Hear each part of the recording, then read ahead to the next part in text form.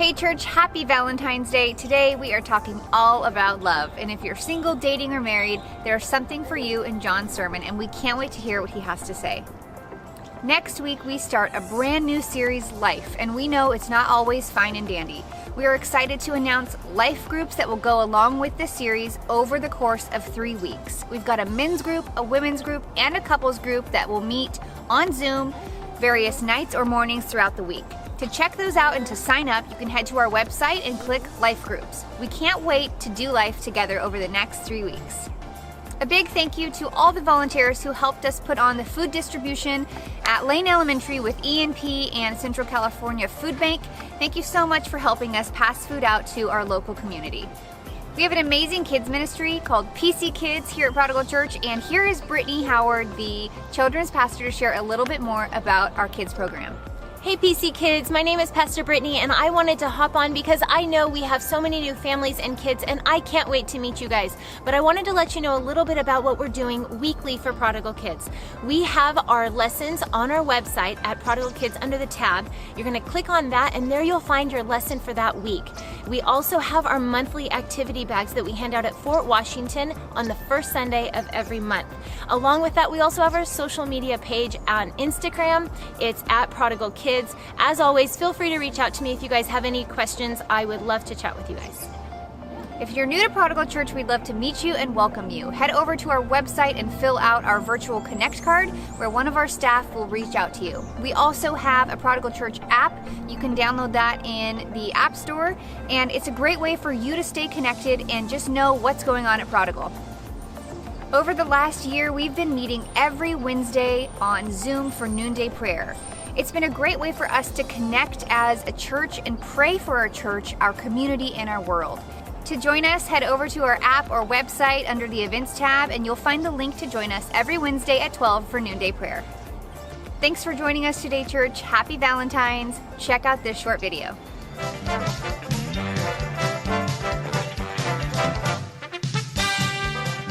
Hey church. John and Sarah here, and we are going to play the Not So Newlywed game. The not so newlywed, because we are not so newly or wed. We are wed. We're wed, but it's not new. No. 14 years together. Dated 5.5 years out of high school, and then engaged for 9 months, and then married for a decade and a half. So it's been amazing. Fun fact, when I... Super fun.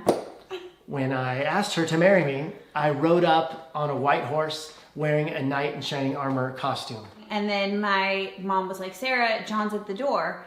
And so then I was like, normally John would just come in the house. And so it was weird that she was like, John's at the door, like he wanted to see me outside. So I was like, oh, that's probably like stuff's going on at church. You probably wants to talk to me about that. Like, I remember saying that on my way out. Some things never change. And I walked out, and John was saying, Princess Sarah, with a sword. Did you have a sword? Or am I making that up? I feel like you had. I had a sword, yeah. And I was like, oh my God. And then, and so then he dismounted the horse, and that's when you... Almost knocked myself unconscious. Yeah, yes. what's that called? It's the breastplate. Like a breastplate of righteousness, like we talked about at church a couple weeks ago. It's a breastplate. Totally remember that. And it hit him, but I didn't know this until later. Yeah. He played it off.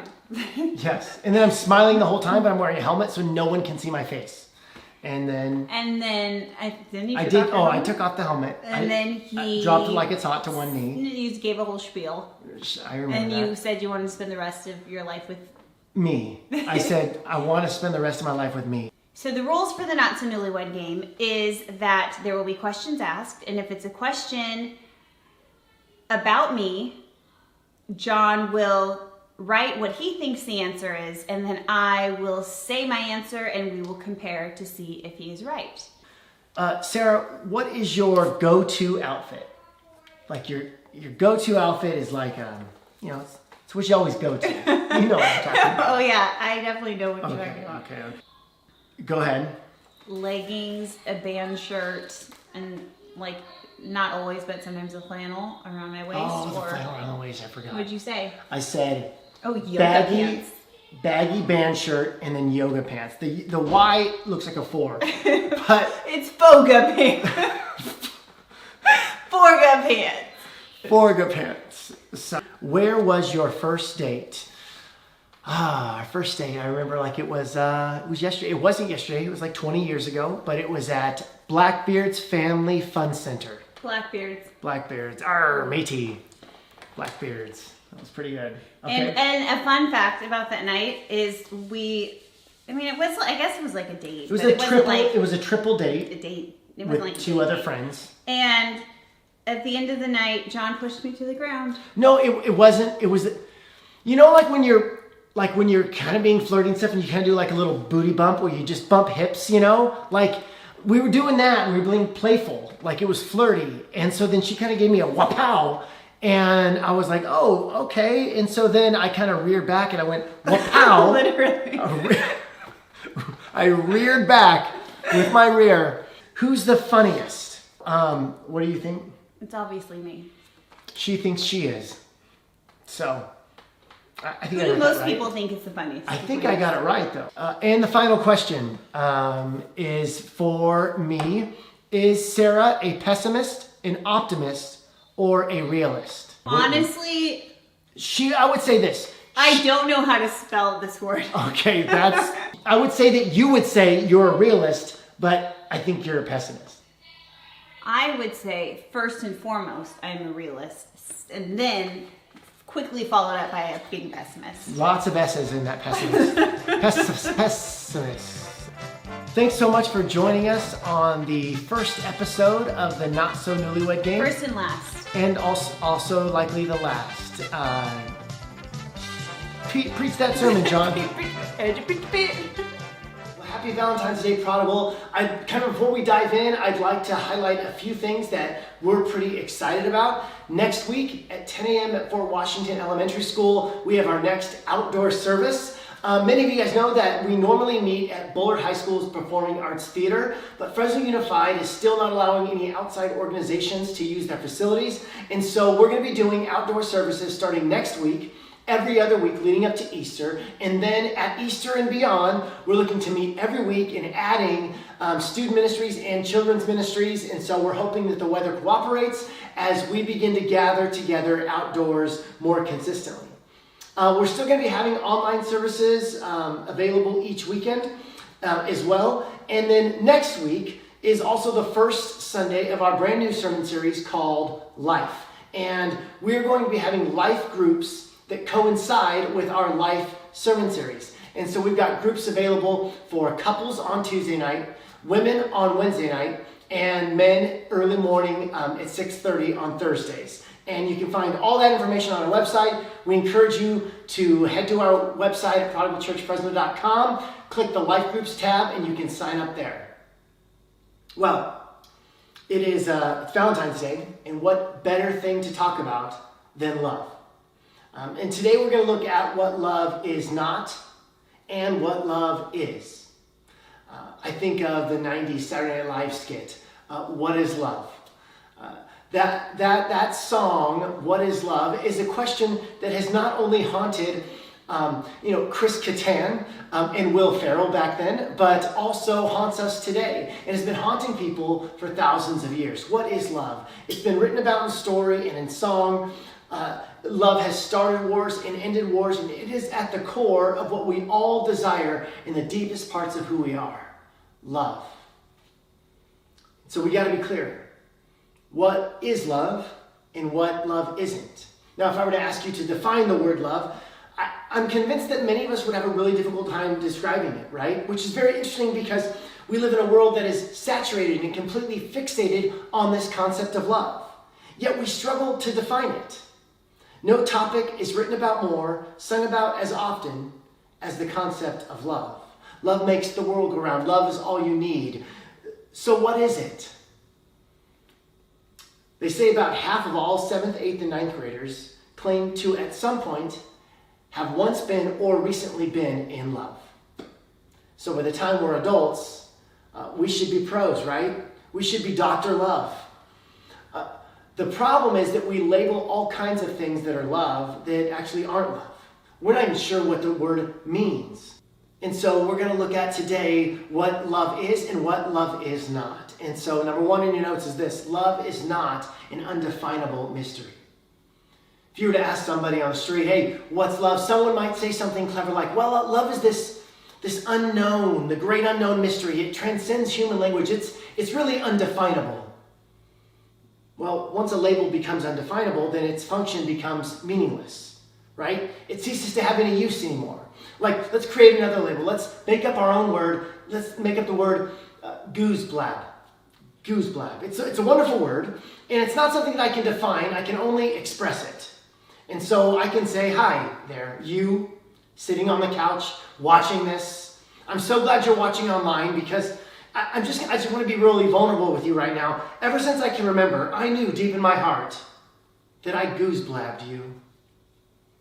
And I hope that one day as you get to know me, you'll be able to find it in your heart to gooseblab me as well. Isn't that special? Now, what did I just say? Well, absolutely nothing. Unless you on the couch have the same definition of gooseblab as I do, we're communicating nothing at all. It's a useless word. To say that love is undefinable it's just that thing. It's that mystery when you feel it. Well, when we use a word like that, we should stop because language is based on shared definitions. So let's have the courage to push forward. Let's press on towards a healthy, correct definition of what love is and what it is not. And the stakes are high on this one, right? If love means so much, if love is the center of so much we desire and long for and exist for, we should probably understand what it means. But what happens when a 14-year-old girl runs up to her mom and she says, Mom, how do you know it's real love? Because when Billy holds my hand, I just get all warm and fuzzy inside and I get tingly and I just, when do you know? How do you know it's real love? And what does the mom say to the 14-year-old daughter? She says, well, when it's real, you'll know. That's what parents say when they don't know what to tell their kids, right? When gooseblab hits you, you'll know. Another reason we lack the definition of love is that we overburden the word, right? We use it too broadly.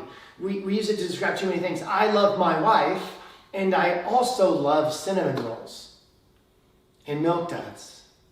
When we use it too broadly, it again serves to confuse the real, true, deep meaning, and we're not sure what someone's saying when they mean the word love. Number 2, love is not an emotion or a feeling. Love is not an emotion or a feeling. Man, that sold a lot of books, made a lot of money at the movies, produced some major hits on the radio, but it's just not true. Love is not a feeling or an emotion. Now, there was a research experiment done not many years ago, and there was this bridge in Vancouver, and at this bridge, there's this beautiful scenery, and then there was a high bridge. It was pretty dangerous, and then a lower bridge. And what they did was they put a female experimenter at the end of the bridge, and they interviewed guys who were hiking across it. And this was the kind of bridge that would give you a bit of an adrenaline rush. And the lower bridge was much safer, and the higher bridge produced a lot more adrenaline. And so when they got to the other side, they were given a questionnaire. And one of the things that they were looking for, but they didn't let the test subjects know this, that they had the men write stories on neutral pictures. They would show them a neutral picture, and they were looking for an amount of sexual charge that was in their psyche. Do they use certain words or scenarios? Asking them to write a picture or to write a story about this very neutral picture. And they found that the gentleman who had crossed over the higher bridge, the more dangerous bridge, wrote stories that were much more charged with sexual energy than the men who had crossed on the lower bridge. What they also found was that they transferred their sexual excitement to the female experimenter herself. She was an attractive female experimenter. In both cases, it was the same woman. And this is how they finished the experiment. She gave each person her phone number, and she said that the results of this survey will be published in a few weeks. Feel free to call me and see how the overall survey went. And what they found that the guys who crossed over the lower, safer bridge, a number of them called to hear about the experiment. But those who had crossed on the higher, the more dangerous, the more adrenaline-inducing bridge called more, not just a little bit more, but 8 times more. Supposedly because they were interested in the results of the survey. When they tried this experiment again, this time with a male experimenter at the end of the bridge, guess how many men called back? 0. You see, we give too much credit to our emotions or to our feelings inside. What some of us call love at first sight might be a burrito that you had for lunch, okay? Our feelings and emotions are deceptive. They're temporary. It's amazing how whether it's endorphins or adrenaline, whether circumstances or emotions, if we tie these to our hearts, if we tie these to love, there can be some pretty destructive consequences. We're very easily manipulated people. We don't like to think that we are. If we label these things love, then we don't have to feel bad. If we end up blaming love for our own selfish decisions, we're wrong. That's not love. It never is. Love is not an emotion. Love is not a feeling. This way of viewing love is so prevalent, and sometimes we don't even notice it, but we've all seen a scene on TV where a man and a woman are close and they begin to embrace, and one of them says, because of how you make me feel, because of the way you're looking at me right now, I know that this is love. It's so right. Listen, just because it feels right doesn't mean it is right. Love is not doing what feels right. Love is doing what's right in spite of how you may feel. Love always is the way of sacrifice. Love in the scriptures is never an emotion or a feeling. Now, the problem isn't our emotions. They can be wonderful. They're a beautiful gift. They can motivate us to do all kinds of things. The problem is not with emotions. It's with mislabeling them and calling them love. Love is not emotion. Emotions is like a thermometer, right? A thermometer goes up and down according to its surroundings. If it's cold, it goes down. If it's up, it goes hot, right? It goes higher. That is what our emotions do. They go up and down according to our surroundings. That is not love. Love is more like a thermostat. Love sets the temperature. It changes the atmosphere around it. There's a word for a thermometer that always stays a certain temperature. Broken, right? Emotions go up and down. They go ebbs and flows. They're good, they're great, they're wonderful. They're not love. Love sets the temperature. Emotions are designed to be responders to your environment, not the leaders. They're the caboose. They're not driving the train. Love drives the train. Love is not an undefinable mystery. Love is not emotions or feelings. Love is, and write this down, the Jesus-looking choice to relate to someone as infinitely valuable. Love is the Jesus-looking choice to relate to someone as infinitely valuable. Jesus shows us what love is. The Bible was written in 3 different languages. Hebrew, Aramaic, and Greek. And each of those languages has different words to describe love. Many words that can describe the different nuances of what we only call love.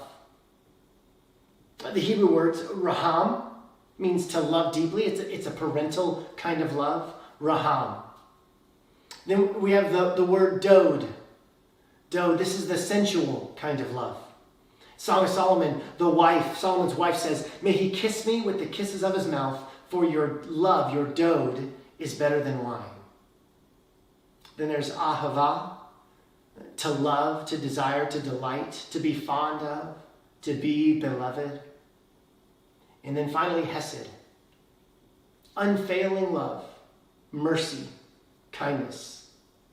Hesed presupposes the existence of a relationship between parties involved, but where no formal relationship has been recognized. The person exercising hesed has chosen to treat the person as if a relationship or covenant had existed. And it is the self-sacrificing kind of love that God shows for us. The Greek words are similar. We have the word phileo. This is the friendship love, right? One phileos someone who has found qualities that appeal to them. Okay? This is where we get the word Philadelphia, who's called the city of brotherly love, right? It's a friendship love. It's a brotherly love. And then there's Eros. Eros is that sensual love. It's the equivalent to dode in the Hebrew. It's sensual. It's where we get the word erotic. And then finally, we have agape, which is the Greek equivalent to the Hebrew hesed, the unconditional, self-sacrificing love. And whenever the scriptures speak of God's love for humanity, it is always hesed. It is always agape. That's what love is. But what does love do? Though love is invisible, it is not imperceptible, right? Think about your own favorite novels and movies. When a writer or director wants to show that love exists between characters, what is written into the story? And I would submit to you that there are three primary ways that they show us that love is present. And let's use some famous movies to demonstrate this, okay? First, love sends. This is what love does. First, love sends. It cannot sit still. Love moves. Love expresses action. You know that love is present because the lover initiates. In the movie The Princess Bride, the beautiful Princess Buttercup, she declares to her captor, "My Wesley will come for me." How does she know? Because what they shared was true love. The princess understood that the lover always moves to be with the beloved. Love initiates. Love sparks up conversations. Love breaks into song. Love recites poetry. Love sends letters. Love crosses oceans. Love sends flowers. Love is action. Love sends. I promise you, you will never see a young man after suddenly realizing he's in love return to playing his video game. Doesn't happen. Why? No, he will rise from the couch and he will move because love initiates. Second, love sacrifices. Love gives all for the sake of the other, for the sake of the beloved. Jack will freeze to death in the icy waters of the Titanic so that Rose may continue on. In Frozen, Anna will throw herself in front of Hans' sword to protect her sister. Why? Because love is sacrifice. Love will always sacrifice. And then 3, love stays. Love delights in the presence of the beloved. Love will stay even when it is hard staying. Love will stay even when it is easier to move on. We declare this on our wedding vows. I promise to love you for richer, for poor, for better, for worse, in sickness or in health. Why do we say this? Because we understand that true love is a commitment to the other. Even if life gets really complicated and really difficult, and you're stuck in a house with this person for nearly a year because of a global pandemic, love stays. This is why in the movie The Notebook, Noah stays with Allie to read to her their love story every single day, though she herself does not remember it. In 50 First Dates, Adam Sandler's character will continue to romance Drew Barrymore's character, even though she suffers from short-term memory loss. And every day, he works to make her fall in love with him again and again and again. Love stays. Even when it's hard. Even when everyone else walks out. Love sends. Love sacrifices. Love stays. Movies and novels will continue to illustrate these attributes of love because we all know that when we see these actions, what love does, we know that love is present. Just this past week, my son, who's in first grade, had an assignment. And the assignment was to define love, to say what love is and what love does. And this is what he wrote. Love is my favorite thing. Love is about being kind. Love is about helping people that need help. Love is about sharing things with people. Love is about finding things for people. Love is about saying thank you and you're welcome. Love is about hugging people that you love. It's his favorite thing, and it was always tied to actions, not just feelings. At the end of the Bible, the Apostle John, who is referred to as the disciple whom Jesus loved. This intimate relationship that John had with Jesus that was different than Jesus' relationship with any other person on earth. This is what John declares in 1 John chapter 4, verse 7 and 8. Dear friends, let us love one another, for love comes from God. Everyone who loves has been born of God and knows God. Whoever does not love does not know God, because God is love. To fully understand and live by those three words, perhaps the most beautiful words in the human language, God is love. To live by that would solve the countless problems that we face today as 21st century Christians. As Christians in the church today, understanding and living by the truth that God is love, that the DNA of the divine is love, would solve our problems.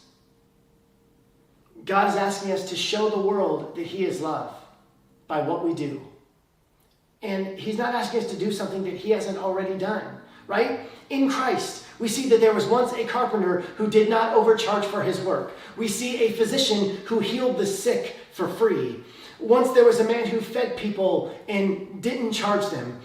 And you know what we did to him? We crucified him.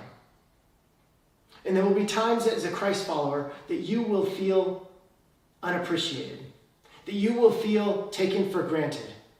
You will not feel loved like you should be.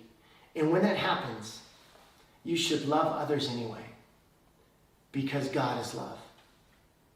Love is not the verb God does. Love is the noun God is.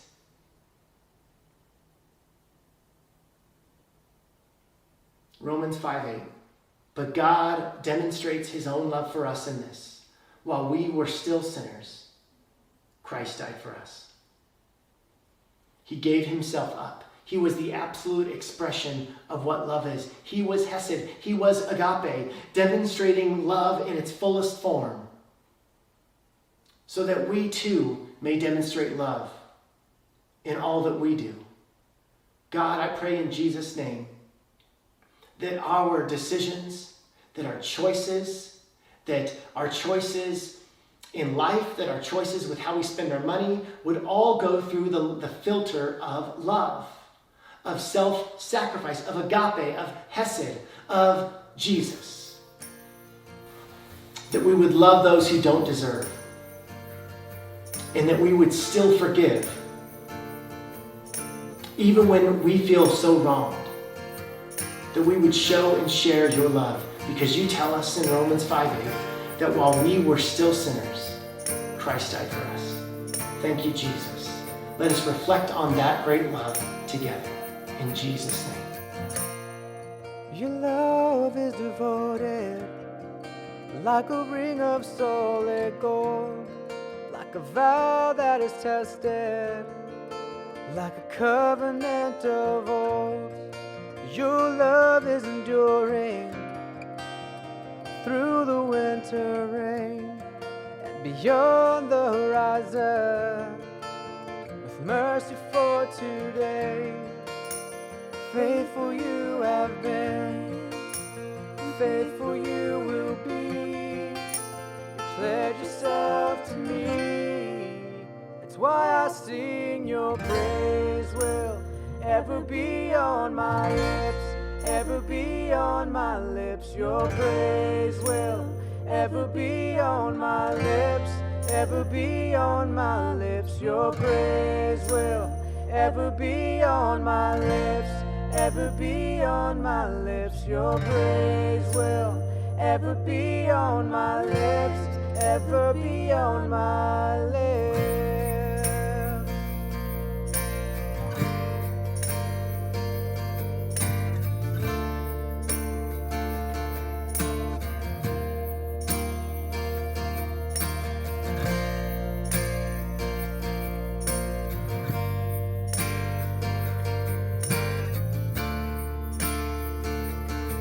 Sing, you father the orphan.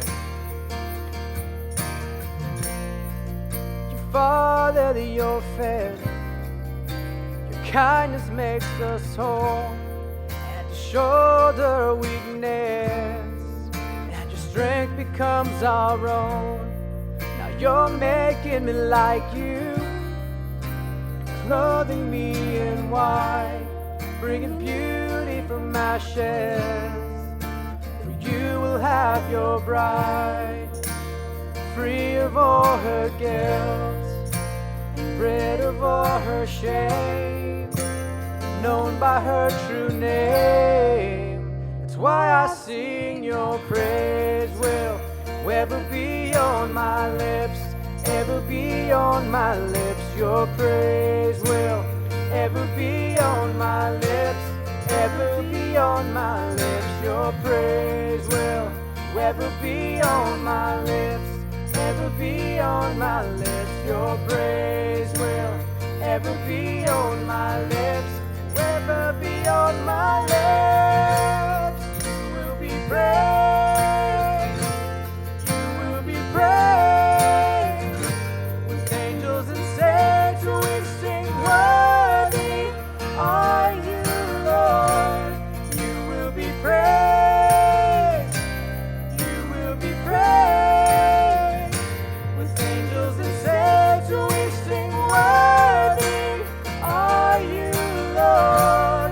You will be praised, you will be praised, with angels and saints we sing, worthy are you, Lord. You will be praised, you will be praised, with angels and saints we sing, worthy are you, Lord.